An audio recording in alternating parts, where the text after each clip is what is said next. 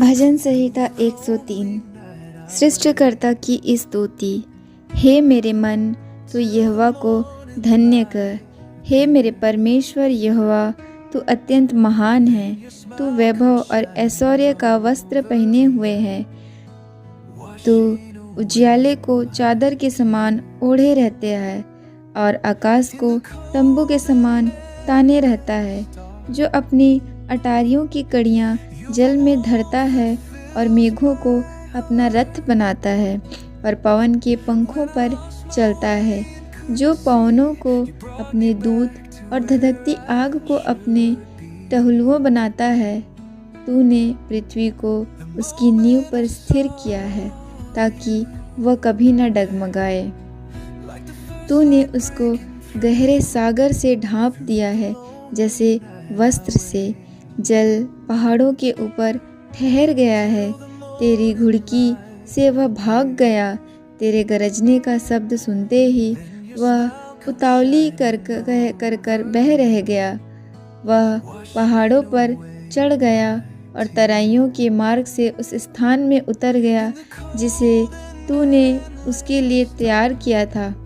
तूने एक सीमा ठहराई जिसको वह नहीं लांघ सकता है और ना लौटकर स्थल को ढांप सकता है।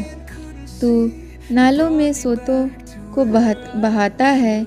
वे पहाड़ों के बीच से बहते हैं। उनसे मैदान के सब जीव जंतु जल पीते हैं। जंगली गधे भी अपनी प्यास बुझा लेते हैं।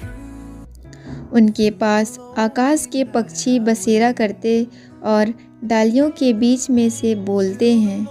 तू अपनी अटारियों से पहाड़ों को सींचता है। तेरे कामों के फल से पृथ्वी तृप्त रहती है।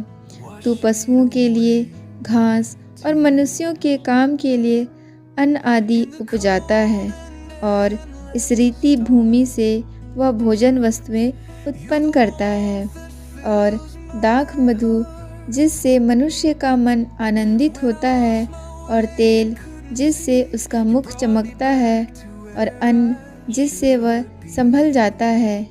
यहोवा के वृक्ष तृप्त रहते हैं, अर्थात लबानोन के देवदार जो उसी के लगाए हुए हैं। उनमें चिड़ियाँ अपने घोंसले बनाती हैं।